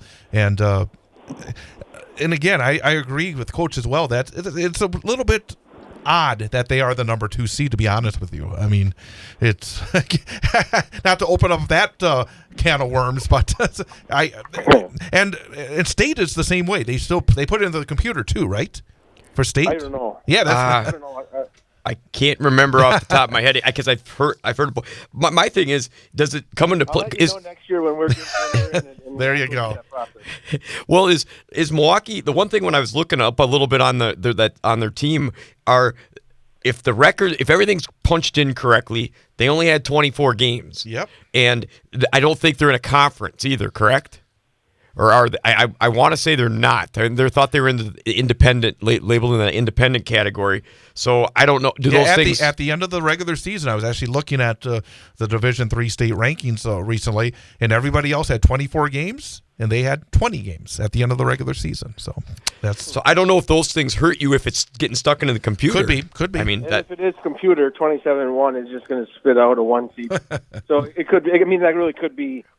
It could still. It probably does go by computer. I don't know, but before we jump into D4, guys, we're getting a lot of the same picks here, so we got to make this D4 and D5 intro. Well, the only one that's going to weigh out that Division 1, it's all going to come down to that. We don't want make believe. It just has to happen the way it happens. I know. I'm just saying, make believe here. So far, we've had some. So either great minds think alike, or nobody wants to win bad enough. Let's go. Division 4 tomorrow at 6:35.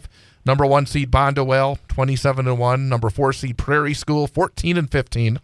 Game number 2, number 2 seed Mineral Point, 27-1. Number 3 seed Aquinas, 24-3. Mr. Private School grad, are you going to go with Aquinas here? Well, no, I'm not actually.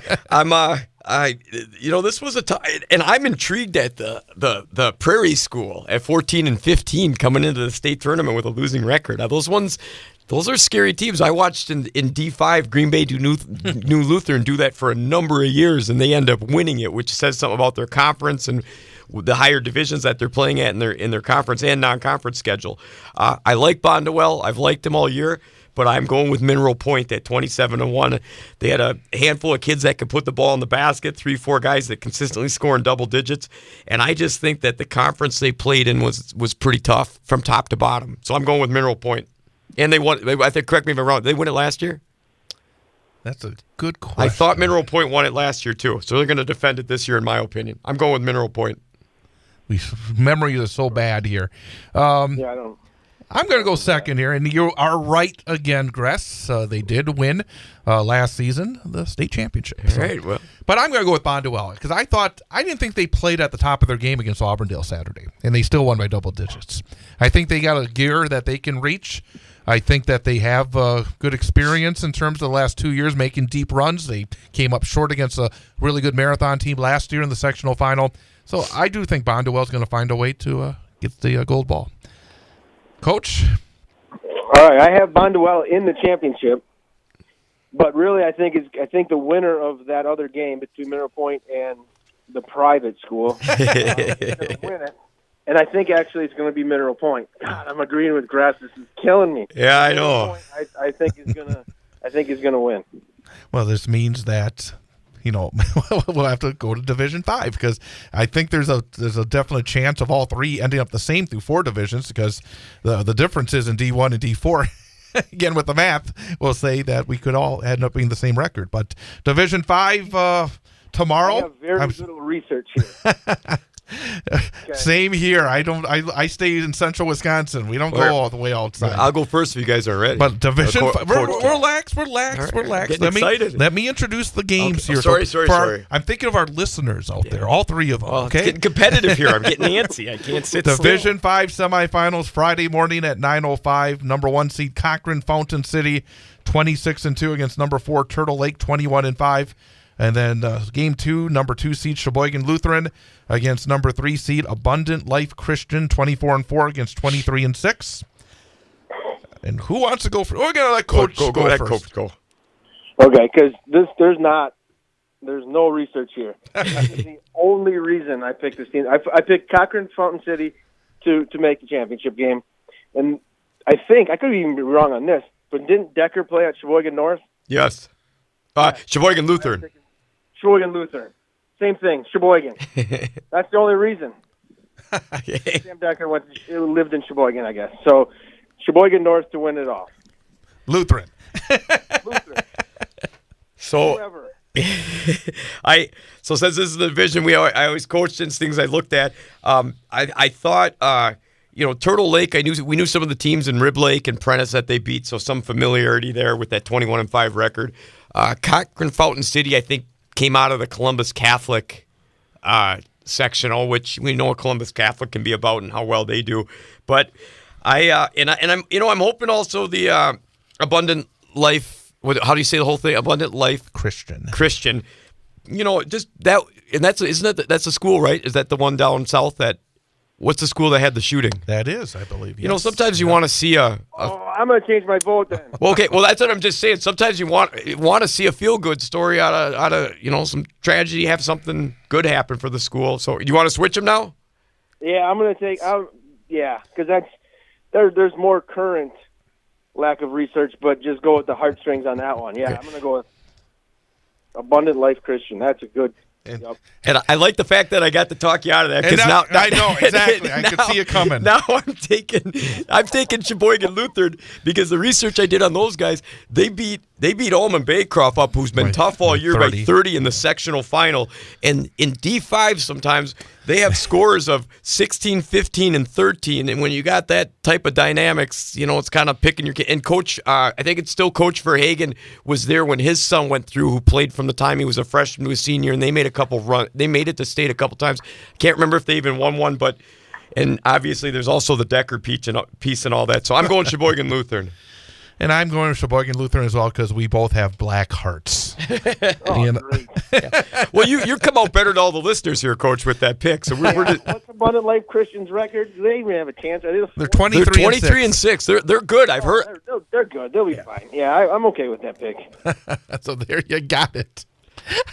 Do not take this to Vegas, please. This is not the deep dive with all the computers, but it's fun to keep an eye on. Gress has written down all the picks here, so we're gonna post them somewhere. So there you go. I'll take a screenshot. Chad can post it on the website, so it's there. Coach, it's been fun as always. Again, I always appreciate you being on the program. Chill a little bit here before baseball, and that's great. And that's one thing as well I want to mention, when the coaches are involved in more than one sport. I think we talk a lot about multi-sport athletes, and then we have the multi-sport coaches as well, and being there for the kids. That's fantastic as well. So get out there, enjoy some sun during the spring on the baseball diamond. Will do. Appreciate all you guys do as well. Absolutely. That is. Enjoy the state tournament. There you go. We're going to keep a close eye on all these games now.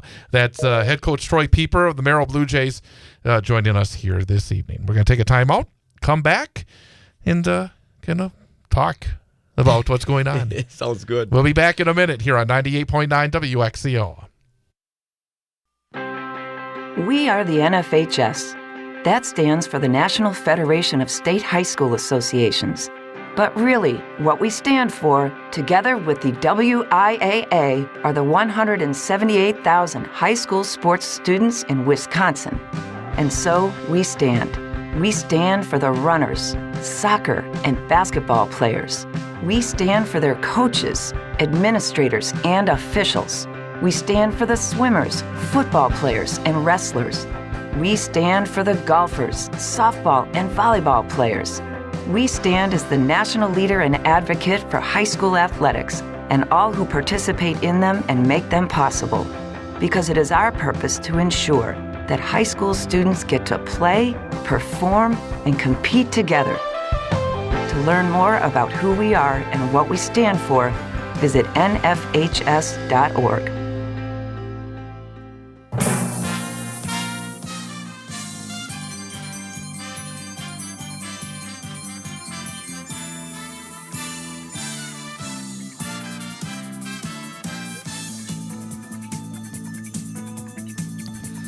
And welcome back. Big High School Sports Show presented by K5 Construction, 98.9 WXCO, online at WXCO.FM, mobile devices and Alexa by searching WXCO, and on the Civic Media app. With Jeff Gress, I'm Chad Holmes, and let's touch on the girls' state basketball tournament. One of the good things about the boys this weekend is we do have, I think, a few more area teams, and you like to see that. You like to have teams that you've seen in person and playing down on the big court. But in the girls tournament, didn't have really much from Central Wisconsin. The one team from the conferences that we cover on a rather regular basis was Assumption, and they were able to find a way. They defeated Owen Withy in the semi 61-36. Barneveld beat Lourdes Academy 41-28 in the other semifinal. And then in a championship game where both teams had the hardest time putting the ball in the hole. It was not, I would say, one of the great games. It was competitive, obviously, but in the end, Assumption beat Barneveld 34-30. You have to give a lot of credit to Assumption. There was a year that they came in after a disappointment not getting to state a year ago. I think there was some pressure. They were a team that was expected to get there and then expected to win, and they did it. Yeah, it's one thing I think that at the end of the day, you can say you finished business from start of the season to the end of the season. That's a big deal. And for Assumption, a 30-1 mark. They came out in the state semi and owned Owen Withy. Just, I think they set a state record for turnovers, if I remember correctly. And it showed in the score. And that's been kind of their thing they've rested their hat on all year long, has been that press and the ability to take that transition defense and create the offense out of it, which leads to probably higher percentage shots, makes it difficult for the other team to get comfortable. And to do that on the state floor, I think is harder to do. You're all of a sudden on a college, even though the teams go and practice a couple times before they go down there on some bigger courts. I still think it's one thing to do that and then another thing to execute that plan. And for Assumption, you got to give them props in that consistency and finishing the season out. And even the championship, which was really low scoring, they were still able to create and get about 20 turnovers out of Barneveld and force that. So you tip their hat to them on the defensive side and what they did, and had an excellent senior class to lead them through that. And actually interesting to take a look at who won in terms of seeds, because sometimes you think, how accurate are they? He had the number 1 seed, Assumption, win Division 5. In Division 4, it was a number 4 seed, Cuba City, who seems to win state championships. I think they set a record, I don't know, it's the 5th decade that they've won at least one state championship. Number 4, Cuba City, defeated number 2, St. Mary Catholic, 53-50. Then you had number 2, Oostburg, defeat another number 4 seed that made it to the final, Xavier. Of course, they had ended the dream season of Wittenberg-Burnhamwood in the sectionals, but Oostburg defeated Xavier 49-36. Then the game that probably had the most ink in terms of the tournament, the triple overtime game between Wauwatosa East and Edgewood, and that was a 1-2 matchup. Edgewood fell to Wauwatosa East 59-58. And then finally, number 1 seed Kimberly defeated Muskego 47-26. And the thing that kind of jumped out about D1 for me, none of the games were that great. I mean, sometimes I'm always tooting the horn to get those 8 teams back to state in Division 1. My horn tooting did not get much in terms of evidence, because the Division 1 games just were not all that competitive.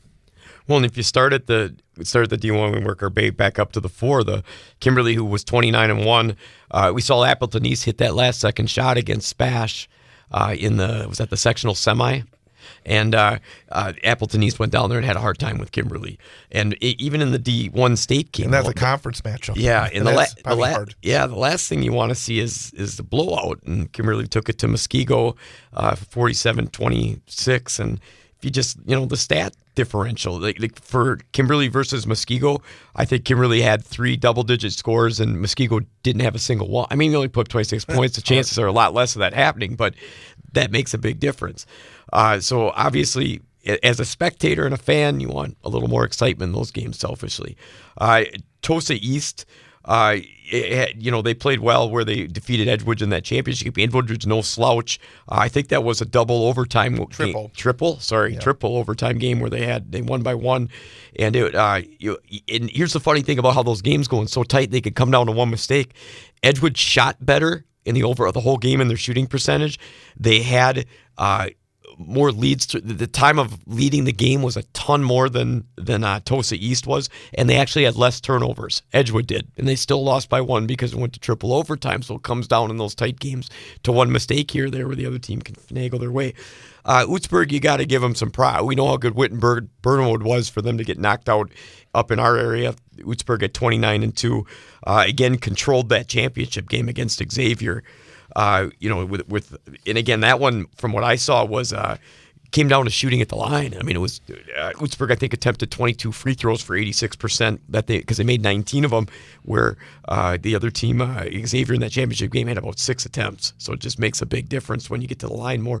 And Cuba City, it's kind of a been there, done that thing. There's exceptional tradition and pride based on what they've accomplished over the years that, it shows sometimes too how the seeding down there can not necessarily always be dead on when you got the number 4 team winning, and they won a tight one in a 3-point game against St. Mary's.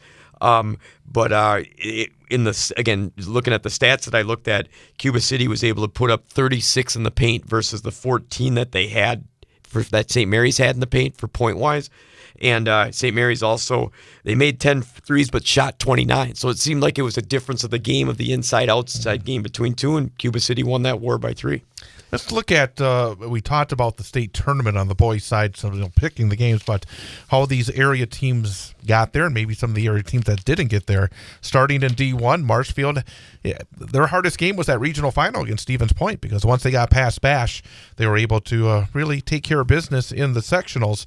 They first defeated Eau Claire Memorial for the second time this year, 58-47. Brooks Hinson, 24 points, 8 rebounds. Chris Pohl had 11 points and 7 rebounds, and Valen Ramberg had 10 points as well. And actually, no, I'm sorry, that was in the sectional final against Kimberly. Actually, Hinson had 22 against Eau Claire Memorial, 9 of 13 field goals, and Landon Lee had 12 points and 9 assists in that game against ECM. And then Marshfield defeated Kimberly, the number 13 seed, who made it all the way to the sectional final. They had knocked off Kaukauna in the sectional semifinal, and those wars between Kaukauna and Kimberly, I mean, they're neighbors over there. And for the 13 seed to beat the number 1 seed, just a massive win for Kimberly, and then they really had nothing left for Marshfield, 62-35. Hinson again 24 points, Chris Pohl 11, Ramberg 10. But Marshfield very impressive in the sectionals. Well, and what I love about these state games is you know what you're getting out of your best players anyways, and then when they even show up a little more. I mean, I was watching Hinson take some deep threes, and he was feeling it. He was drilling those shots against the opposition, and I think in both the sectional semi and the sectional final, Marshfield just showed up and did what Marshfield did. They're gonna beat you up for a good look offensively. They've got a number of different players that can put the ball in the basket. You can throw whatever defense or style of play you want at them, and they're going to adjust and find a way to win by beating you with that style of play. And, give Kimberly credit for making that there as the 13th seed. That's quite a chore right there. But Marshfield owned them in the sectional final, and good for them with this group after the, finishing undefeated in the conference at the time of their regular season when they were 20-6, and now they're 22-6 and ready to watch them play that final games down at state. They showed that any issues they had with non-conference opponents was a regular season phenomenon. Yeah. Because they did have some issues during the regular season, but boy, when they got to the playoffs, they took care of business, and as I said, the hardest game was against a conference opponent. Right, and I just, the balanced attack they have when you have to be the opposition and when you're Wanakee going into that game as to what you're going to defend, there's a lot of different moving pieces in that with the size they have that can handle the ball and hit the outside. Their big guys can hit outside shots easily from behind the arc if you leave them open. So it comes down to a matter, what I watch out of Marshfield every time, they spread the floor on you and let different guys work, and they wait for the breakdown. And Hinson and Lee are so good at reading that, whether they take to the ball the basket, they make the outside shot on you, or they hit the guy cutting right in stride. And we've talked about it a number of times when those guys haven't shown up in the points category and Marshfield's still rolling because they're doing something else. They're creating. They're playing defense on the toughest player. And again, I know I didn't pick them, but I hope they win it. Division 2, another Wisconsin Valley Conference team heading to state is Wausau East. Their tough game was in the sectional semifinal against number 6 seeded New Richmond. New Richmond had beat Rhinelander the previous Monday, and then New Richmond gave East all they could handle, led by 3 at halftime. Game went to overtime, but East ended up winning 70-68. Jesse Napgezik, 20 points. Jaden Garrett, 14. Charlie Cayley, 13 points, 9 rebounds. And then East, no trouble at all against West Salem in the sectional final, winning 82-45. It was over quickly. 44-18 Jacks at halftime. Jesse Napgezik, 38 points in a sectional final. Charlie Cayley, 11 points and 18 rebounds. Watching the game early, and I saw the first half of that game, I right away was saying West Salem was letting Napgezik do whatever he wanted. Yep. I mean, you can't do that with him. He'll kill you. And he did. And they weren't changing anything, and I just thought that was exceptionally odd way of trying to defend Wausau East. Well, and what I like for East is obviously, again, happy to see another local team down at state, well-deserved, time put in by the players and coaches. And, sometimes it's those tougher games that you got to get through that really gel everybody and get that ultimate confidence. Not that the confidence isn't there, but it just gets you that ultimate unbeatable level together. And for East, they won the game in OT. New Richmond was not an easy game. They were first half, from what I watched a little bit in the game, struggling to put the ball in the basket a little bit, and then they took over more on the inside, which gave them a little gap. They were still pressure packed all the way down to the end when one of the New Richmond guys hit the shot, and then he took over a little bit in OT, and that was the end of that game. And for the sectional final, I can't remember last time I've seen some team just come out, dominate, take control, ownership, never take the foot off the pedal, and that you had a running clock in a sectional final game. I don't remember that happening. And to give credit to the East program, their players, their coaches, it was an outstanding win, and you can't complain on that way to punch your ticket game. You've dominated the sectional final. A lot of guys were contributing at a lot of different levels. Your guy that's been your leading scorer just went off and took over, and those types of things all culminate into good things going into that game against a good Tosa West team. But I think that's what you want out of this. You need that confidence right away to start. And what a feeling for both Marshfield and East, those programs, to get down there after, I think, Marshfield was 94, correct, their last appearance, and I think East was 2007, if I remember the years that were announced on the sports. So these kids, it's a whole coaches, kids. It's most people are gone from those times, and this is a new breed of kids that get to do this, and it's going to be a lot of fun and things that they're going to do for the first time. So congratulations to those programs. I hope they both win it, and always want to slow down and enjoy that time down there. But for us as spectators, I think it's also selfish. We get to watch two local teams, which is cool. Division 4, Auburndale made it to the sectional final after defeating Stratford 62-49. Blake Rabb, 23 points. Peyton Weinfurter, 17 for Auburndale. Drew Brusewitz had 17, the only double-digit score for Stratford, and even he struggled from the field, 2 of 10. I was saying last week, you were not going to pick against your buddies, both your coaching Merrill South buddies there. But I said that I thought Stratford, the way that they dominated in the regionals, Auburndale should have been out in the first playoff game. I mean, again, it was a case where Auburndale survived Colby after seeing Colby miss some free throws late.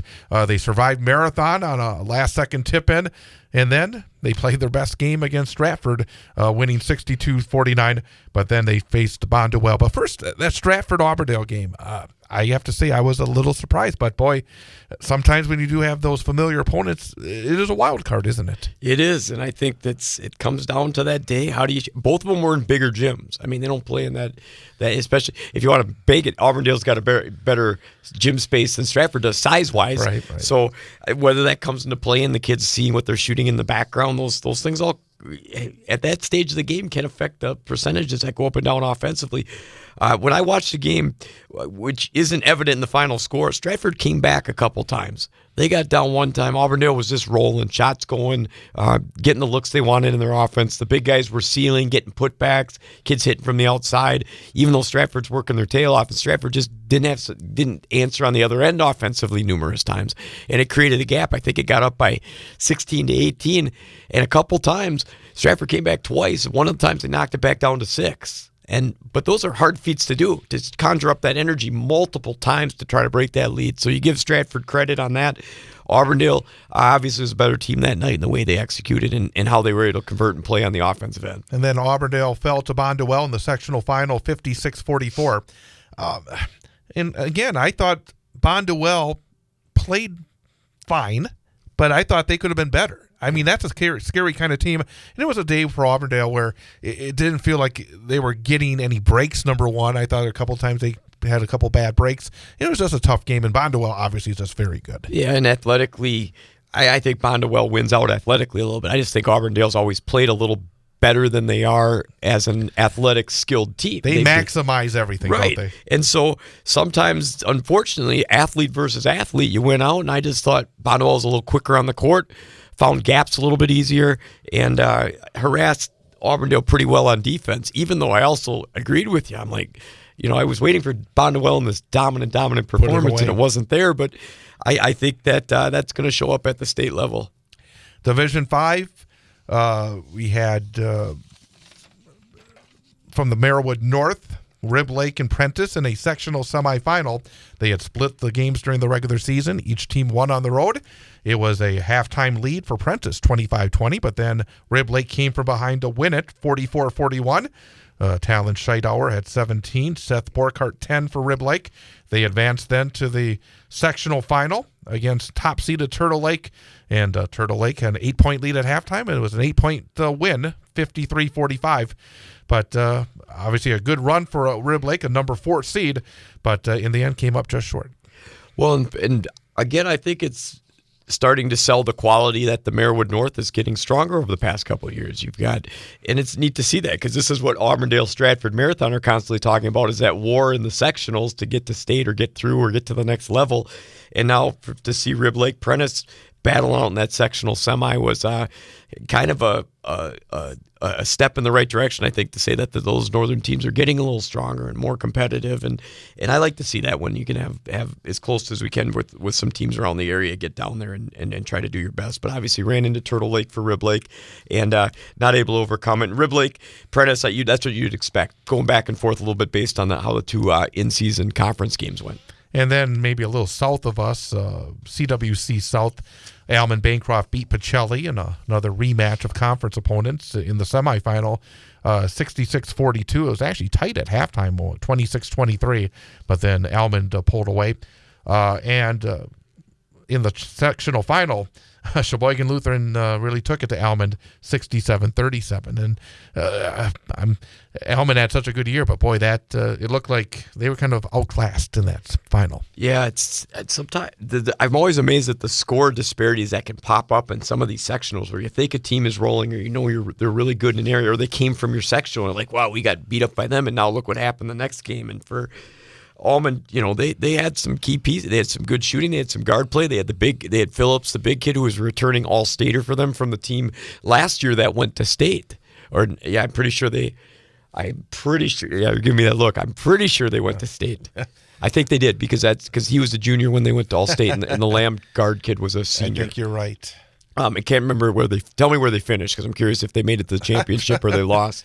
I got to find it. But for that Sheboygan Lutheran, that side of the state's tough when you get to some of those games and you drag them into the sectionals with you. They're just that side of the state, a lot different basketball, and I like to see sometimes when Central Wisconsin can get some props. But two teams in the conference with Alman beating Pacelli. And Alman lost in the semis last year. That's right.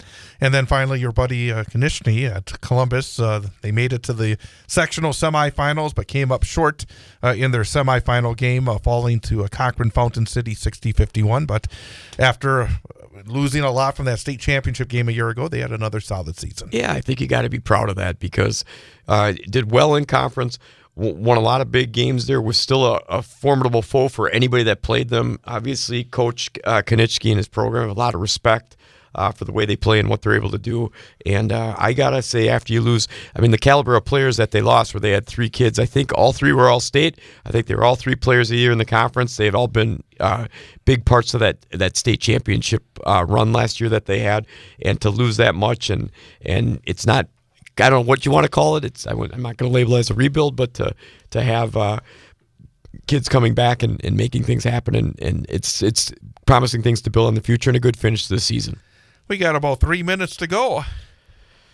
Well, are you going to be? Let me ask you this: in the state tournament, are you going to be disappointed without 6 teams down there from Division I?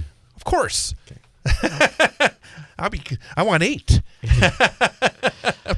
I know. It's we'll hope for the best. Hopefully, it'll be a great tournament. And again, it's great to have, especially on Friday, to have East play late afternoon Friday, and then Marshfield played late in the evening on Friday night. So that'll be a lot of fun to watch. Do you did you watch the girls' attendance this year? I did not look at those numbers. I didn't see what the numbers were, but they didn't look. I thought they looked all right. Because I'll be honest, after when just our chatters and talk about stuff, I get worried about that attendance. And here again, you don't have, one of the things was, I'm looking Mineral Point's probably the closest, right? In the mat, sometimes when they don't have that draw from the mat, and Wanakee, I guess. So I guess we'll see where it plays out for the boys. I'm hoping to, high school sports. I think it always has been to me. I know you too. It's just such a big deal. The authenticity in it, the way you take the kids that just come to your school through the enrollment, geographical locations, and you have to make some of it. You're not, going out and getting your players with NIL money and all that stuff. And you got to take the team that you're dealt and develop it. And I think it's a big deal that our state tournaments thrive, and that they're good experiences, that they're memorable, that they're things kids want to attain and try to get in their high school careers. All right, the attendance for last weekend in Green Bay, 36,344, which is down slightly from last year, which was about 1,000 more, about equal to the last year pre-COVID, which was 2019. The Thursday and Friday sessions were up from last year, but Championship Saturday was down considerably, especially the D1-2 evening session, which was down 1,800 from last year. So they were actually 800 ahead going into the last session of the tournament. So I guess there's a little bit half and half here. I often wonder, the games. The national news cycle never stops, but it can be hard to find news about your local community. Civic Media is dedicated to providing quality local and state news coverage across Wisconsin. With the Civic Media app, you can get notifications about local stories that matter to you and your community. Find the free Civic Media app in your phone's app store and choose notifications from the menu to tell us what kind of news you want to hear about.